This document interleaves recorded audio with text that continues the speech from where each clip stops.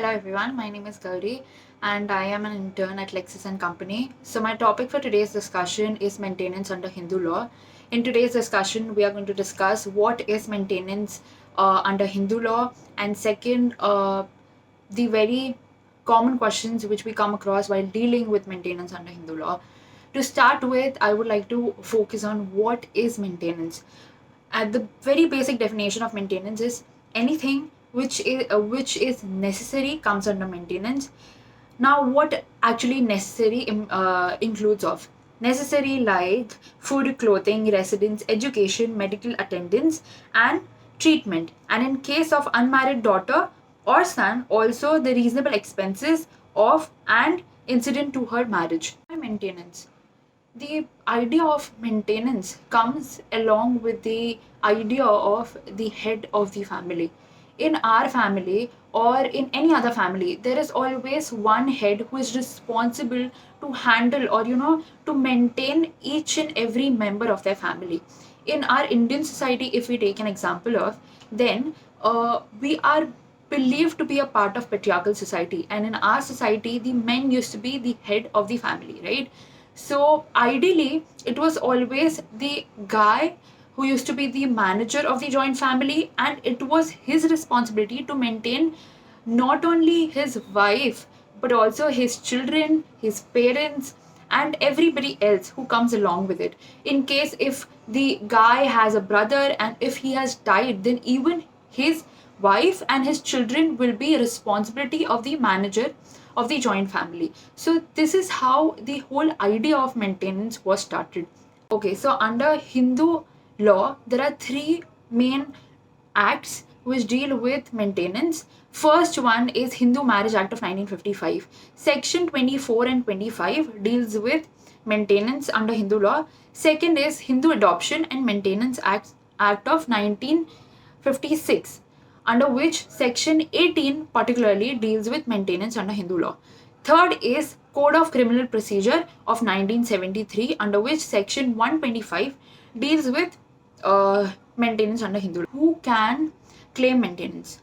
First, the person or the spouse who are under valid marriage, who comes under void or voidable category, won't be given maintenance under Hindu law, because the whole marriage is not valid, right? So if it is not valid, how can one claim maintenance under Hindu law? So they won't be considered under Hindu law. Second, the people who are not Hindu can't claim maintenance under Hindu law. Okay, so if in case while marrying both the husband and wife were Hindu, but after marriage, after certain years, the wife got converted into Muslim religion.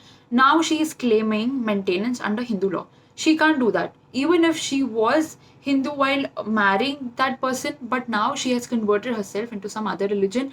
By that religion, she can't apply under Hindu law. So the people who have converted themselves, or who in that case, if the husband is Hindu and the wife is of some other religion, then she can't claim maintenance under Hindu law. So these people won't be able to claim maintenance under Hindu law, to be very specific. So section 24 and 25 are common grounds for claiming maintenance for both the parties. Under this act, anyone who is incapable of maintaining or providing money for expenses of proceedings or monthly allowances during proceedings can claim maintenance. So in this case, it can either be the husband or the wife, both can claim. So what is the criteria for deciding this maintenance?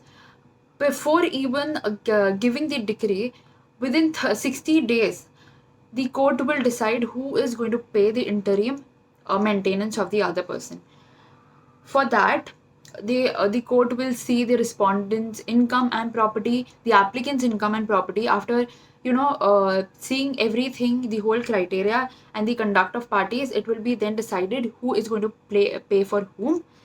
Now, section 25 deals with permanent alimony, under which also both the parties can claim maintenance. Either the husband or wife who will be capable of paying the other will be responsible for their payment. There is no specific amount.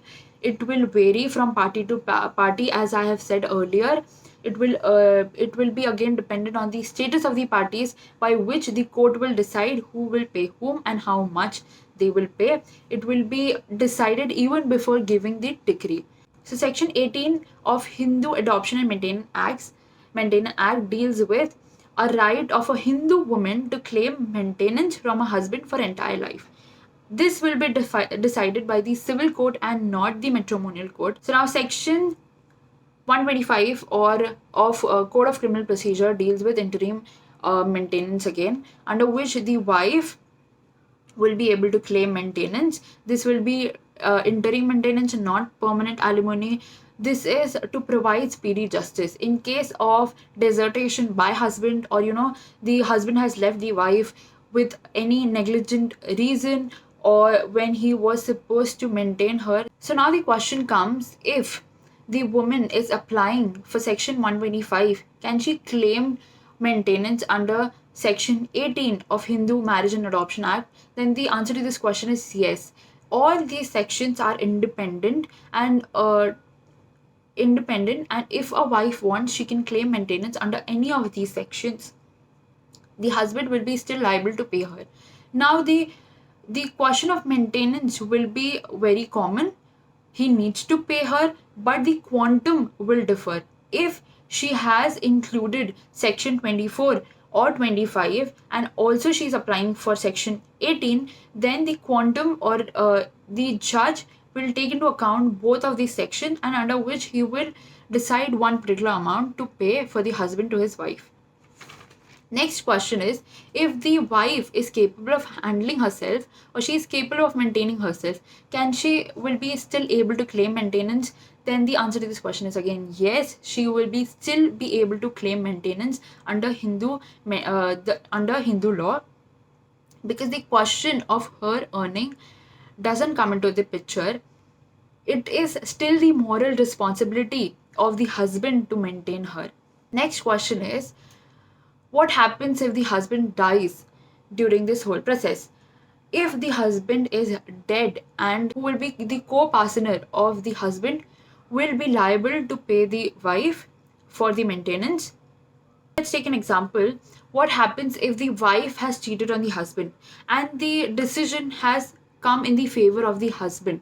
Okay, so in this case, will the wife be able to claim maintenance? Then the answer to this question is again yes, the wife will be able to claim maintenance under Hindu law, because no matter what, even if the the decision is in the favor of husband, still it was his spiritual and moral responsibility to maintain his wife.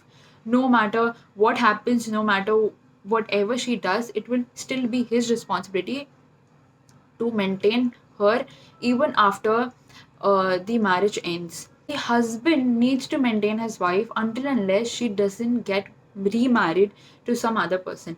Okay, until then it will be the husband's responsibility to maintain his wife. Next is, what happens during judicial separation? What happens if the wife has left the matrimonial home and is now living separately?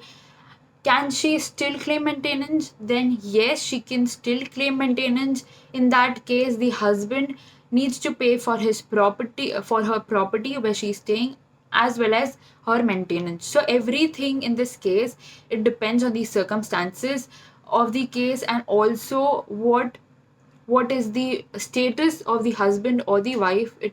The whole procedure of maintenance and claiming maintenance will be dependent on this criteria.